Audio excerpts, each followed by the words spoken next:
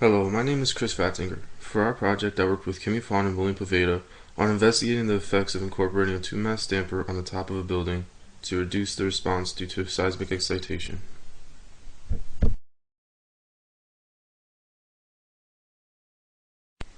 When a structure is subjected to an earthquake or to the action of strong winds, a certain amount of energy is introduced into the structure.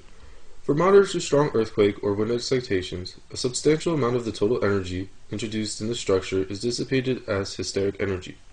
Physically, it represents energy dissipated through nonlinear behavior of the structural members after yielding, and the more hysteric energy dissipated, the higher the structural damage. The displacements and the accelerations can become very large, especially if the dynamic load frequency matches the structure's natural frequency, which results in resonance. Passive energy dissipative devices try to concentrate the dissipation of hysteric energy in a few chosen and well-designed elements. The remaining portion of energy can be absorbed by the structure in elastic or near-elastic behavior. The tuned mass damper, or TMD, is such an energy absorber, consisting of a mass, a spring, and a viscous damper. The TMD is a large, massive block which is usually mounted on the top or near the top of a tall building. Its frequency can be tuned to match the predominant vibration frequency, which is usually the first modal frequency of the main structure, so that the structural dynamic responses caused by environmental excitations such as strong winds and earthquakes are significantly reduced. The TMD was first suggested by the German inventor Hermann Frahm in 1909 to attenuate undesirable vibrations in ships. The device consists of a mass, springs, and damping devices. While attached to the main system, the dynamic behavior of that system can be altered. Up to now, TMDs have been successfully installed in many civil engineering structures to control the structural vibrations due to environmental disturbances. This is especially true in many tall structures worldwide, namely the CN Tower in Canada, which is 535 meters tall, the John Hancock Building in Boston, USA, which is 60 stories tall, and the once tallest building in the world, the Taipei 101 Tower, which is 101 stories or 508 meters tall.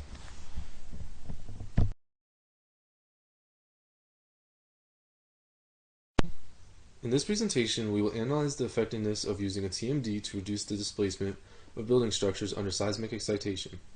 To analyze our system response, we will focus on the San Andreas fault line, which is the most active earthquake zone where the biggest earthquakes in California have occurred. We will use the acceleration data from the earthquake in El Centro, California in 1940. This earthquake was a magnitude of 7.1 and caused tremendous damage. 80% of the buildings were damaged to some degree. We will support our findings with a published article about this subject by Cristian Pastia and Septimiu George Luca from the University of Iași, Romania.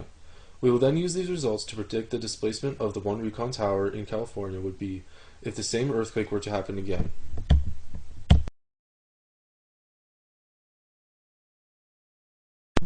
Our research's subject of study is the One Recon Hill South Tower.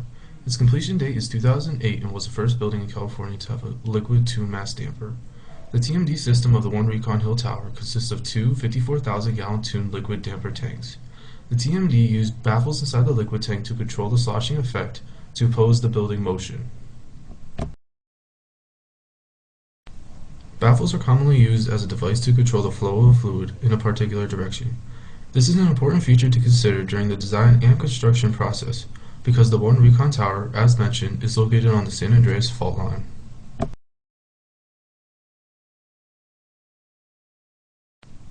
To model our system, we consider the motion of the structure only in one dimension. This means, for example, that we did not consider the motion of the building in the vertical direction, and we assume that the torsional effects on the building were negligible. We used a state space model approach to model the system. Our input vector is the ground acceleration from the seismic excitation. We only looked into the system response of the peak maximum acceleration of the El Centro earthquake. The peak maximum acceleration is equal to the maximum ground acceleration that occurred during the earthquake shaking at that specific location. In this case, the maximum ground acceleration during the El Centro earthquake was 0.3495 meters per second squared. We analyzed the response of our system based on the worst case scenario that this maximum ground acceleration occurs instantly as soon as the earthquake waves reach the structure's location.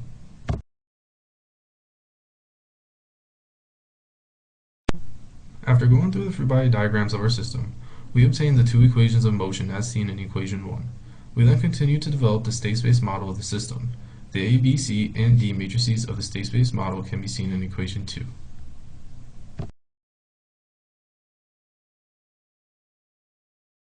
Before we move on to explain how we determine the values to solve the state space model, here are some variables and definitions of our system for the hand calculations.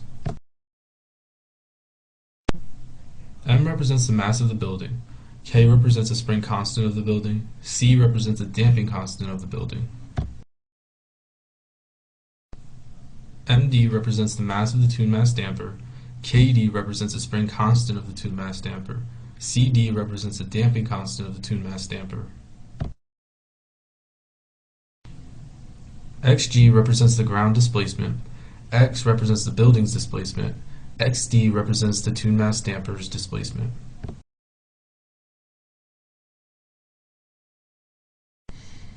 To solve for K, KD, C, and CD, we decoupled the system and treated the building as one system and the tuned mass damper as another system.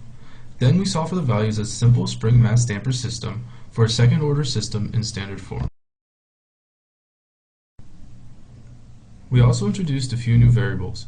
These are F, which represents the building's natural frequency, rho, which represents the ratio between the building's frequency and the frequency of the tuned mass damper, mu, which represents the mass ratio between the building and the tuned mass damper, zeta, which represents the damping ratio of the building, and zeta d, which represents the damping ratio of the tuned mass damper.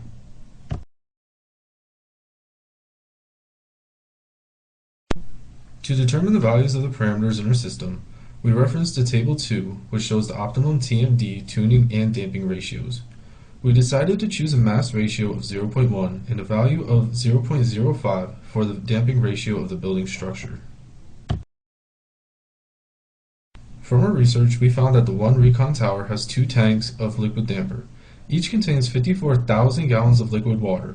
From here, we converted gallons of water to mass in kilograms and obtained a mass of 4.088 times 10 to the 5th kilograms for the damper. Then applying the mass ratio formula for our chosen 0.1 mass ratio, we can estimate that the mass of the one recon tower is 4.088 times 10 to the 6th kilograms. We took this extra step since we were unable to find the mass of the one recon tower during our research. As seen in Table 2, for a mass ratio of 0.1, the value for the ratio of the tuned frequency rho is 0.8954, and the damping ratio of the tuned mass damper is 0.3466. Since we know that the ratio of the tuned frequency rho is the ratio of the frequency of the tuned mass damper to that of the building structure, we can then solve for the fundamental frequency of the building.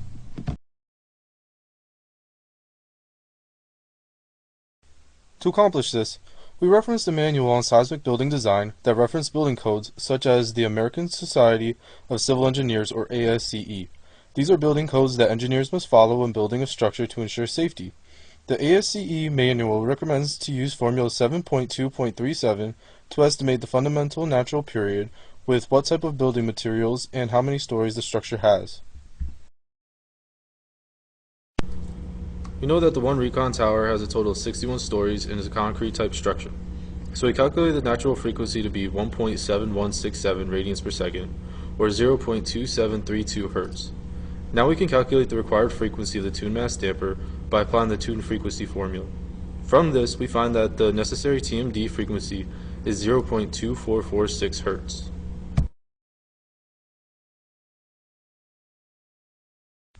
We now have the necessary values to calculate the values for the stiffness of the building, the required damping coefficient of the building, the TMD damping coefficient, and the TMD stiffness. Using the decoupled equations 3 through 6, we find that the necessary values of the parameters are as seen in tables 2A and 2B.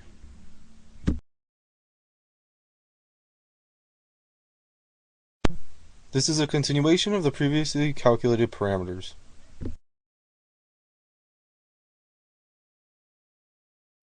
We solve for our system numerically using the ODE 45 solver in MATLAB.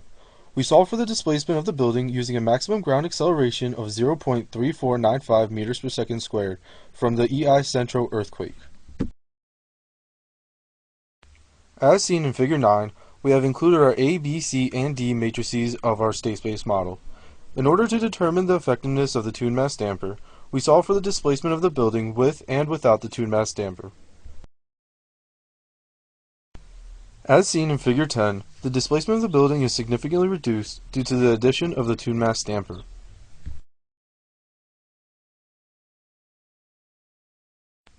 To clearly show the effectiveness of the tuned mass damper, we calculated the percent reduction of each peak and trough from the plot our MATLAB program produced. We focused mainly on the first 10 seconds, since this is where the maximum displacement occurs. As seen in Table 3, there is a displacement reduction of 11.5% during the first peak. Then for the second and third peaks, the displacement reductions increased to 43.4% and 61.1% respectively. As time continues, the displacement reductions continue to increase.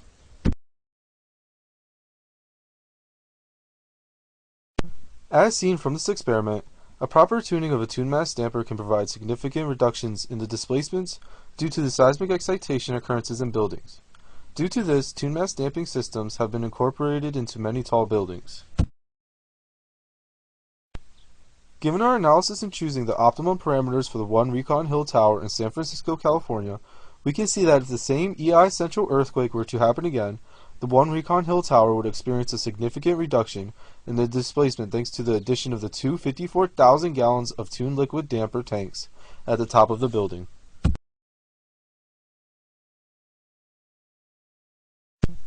This is a list of the resources used for the research conducted in order to complete our analysis.